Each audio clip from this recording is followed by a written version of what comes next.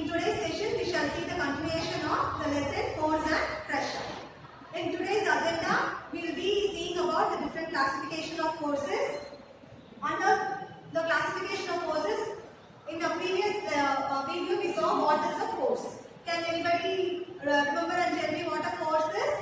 Yes, force is the push or pull of an object.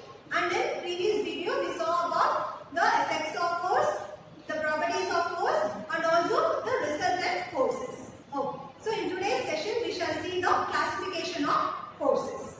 Force, as you know that it is a pull or push of an object, is widely classified under two categories. The first one is the contact force and the second one is the non-contact forces. In this session, we shall see about each classification of force and their various subcategories in an elaborate manner. Okay, shall we step into the session? Yes. The first one is contact force. See, under contact force, just I'll tell you a simple example. Just remember that when you are lifting a bucket of water, what do we usually do? We hold the handle and then we lift the bucket of water with the hands. So what is actually happening here? Your hand is becoming or is coming into contact with the handle of the bucket. By doing that, you are lifting you are exerting a force and you are lifting the pail of water. So what is the contact force? As the name tells you, the objects are in physical contact with each other. The objects are in physical contact. That means what? You directly touch the object and you exert a force by touching the object. When there are, you already know that force exists only when there is interaction. Only when there is contact between two objects, we know that force generally occurs. So what is a contact force? As the name tells you, contact, the objects are in physical contact with each other. This contact force is widely classified as two categories. One is muscular force and the other one is your frictional force. So first one is my muscular force. So what is all the different types of forces are self-explanatory. That means what? The name gives the entire explanation itself. So what is a muscular force? When you are exerting a force, when you are using your muscle into action. When you are using your muscle into action, we call that as a muscular force. Okay. So what is a muscular force? You use your muscle. So what are the things? What are the various day-to-day activities that we use our muscles in? Yes, we run, we walk, we carry our school bags, we jump from the stairs or from the steps, or we climb the steps, we walk around, we play in the ground. So all the muscular activities, all the activities which involve the movement of a muscle comes under the muscular force. So muscular force means the action of the muscle. Muscular force means the action of the muscle. Example, you lift, you run, you play, you jump, you climb, you walk, you dance. All the things which involve the action of your muscle comes under the muscular force. Okay. Then to the next category. Next category is a frictional force. To understand frictional force in a very simple manner, let me ask you a simple question. Imagine you are playing with a ball. Okay, you are just kicking the ball. The ball is rolling from one place to another. See, when there is no force in between,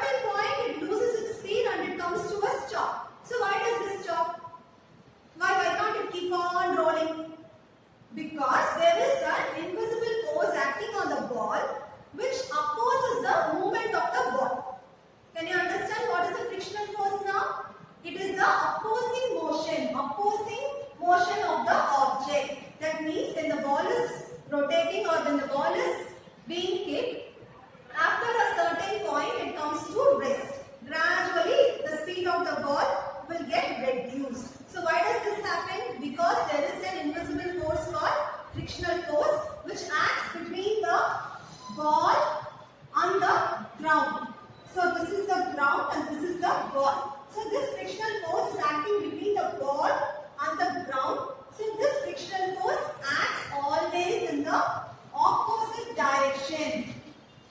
Frictional force always acts in the opposite direction of the movement of the object. So because of this frictional force only, the ball comes to a halt after a certain period of time.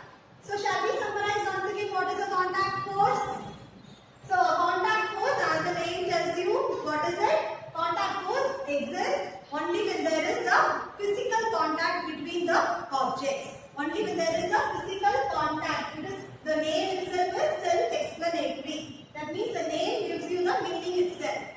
So objects are in physical contact with each other. Okay. So what are the two types of contact forces that we saw? One is the muscular force. The next one is the frictional force. Okay. What is the muscular force? All the actions that involve the movement of a muscle. Even when you are just using your muscle, even for breaking a chalk piece, even breaking a biscuit, holding a stick, holding a chalk piece, all this involves the action of a muscle. So, when your muscular force is nothing but when the action of a muscle is involved, all the activities comes under the muscular force. Okay. What is the frictional force now? Frictional force is the opposing force that acts on the object. So it opposes the motion of the object.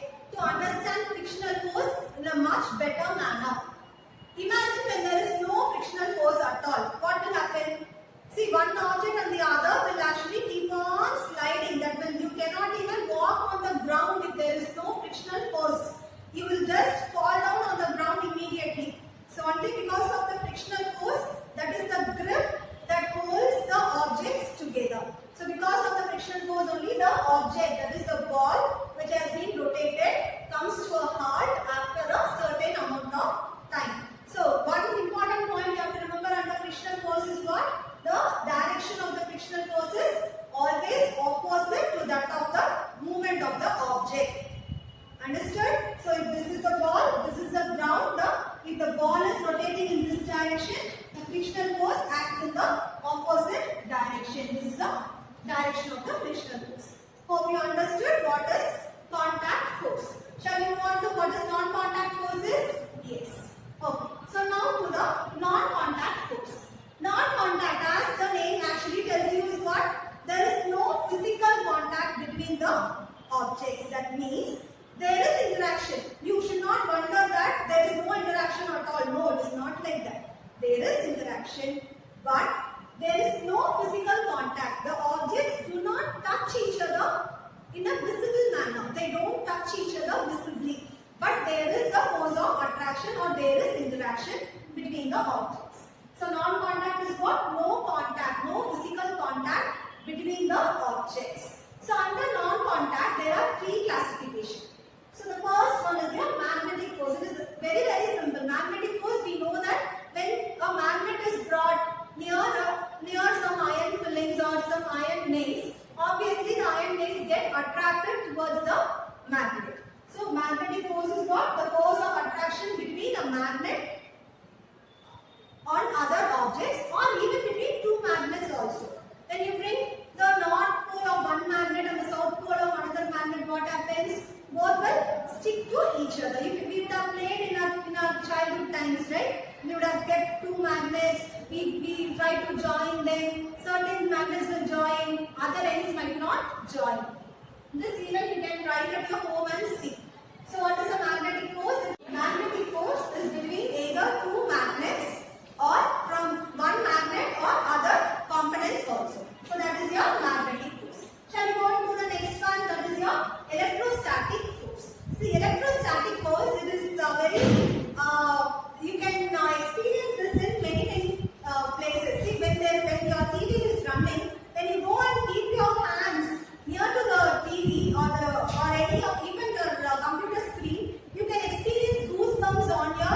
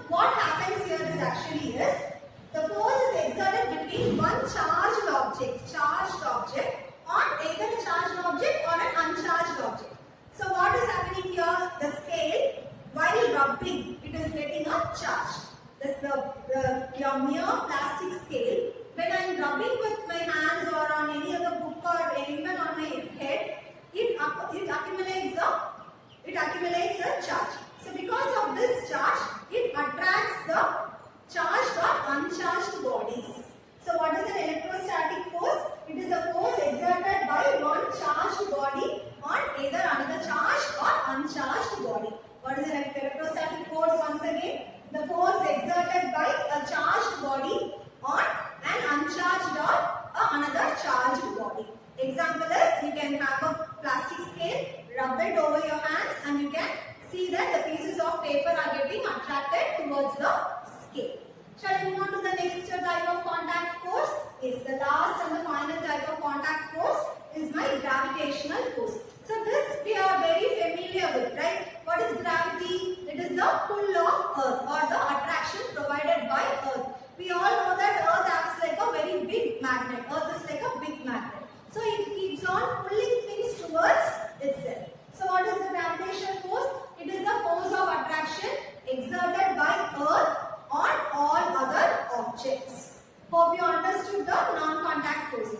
Shall I summarize the entire topic for you? So initially what did we see? What is a force first of all? Force is the pull or push of an object. Okay. When does the force exist? Force exists when there is interaction between the objects. Okay. So what are the classification of forces? How many types of forces classified as? Forces classified under two categories widely. What are they? First one is contact force and the next one is non-contact force. Under contact force, how many types of subcategories are there? Two. One is muscular, the next one is frictional force. What is a muscular force? It is the action of the muscle. Whatever action you are doing with your muscle that involves your muscle comes under your muscular force. What is a frictional force? It is the opposing movement or the force which opposes the moving object. That is your frictional force. The example of a frictional force is a ball which is rotating comes to a halt after some time. Why does this happen? Because the friction is exerted from the ground on the that is the contact between the ground and the ball. Because of this frictional force, the ball comes to rest after a certain amount of time. So these two come under contact forces. Okay. Then the next category is the non-contact force. It means what? There is no physical contact between the objects. Okay. Under non-contact forces, there are three subcategories. The first one is your magnetic force, which is a force of attraction exerted by a magnet. The second one is my electrostatic force. Electrostatic force. What is it? It is the force exerted by a charged object on another charged or uncharged object. This you can write at home by using a small glass scale and bits of paper. So that is the electrostatic force. How does the scale gain its charge? The scale gains its charge by rubbing it on either your hand or on a silk cloth or any type of cloths. Okay. Then the last one is the gravitational force. It is a force exerted by the earth on all the other objects. So hope you understood the classification of forces. You shall be given a Google form along with this video. I want you to read the lesson and then understand the video properly. Okay? Thank you for listening.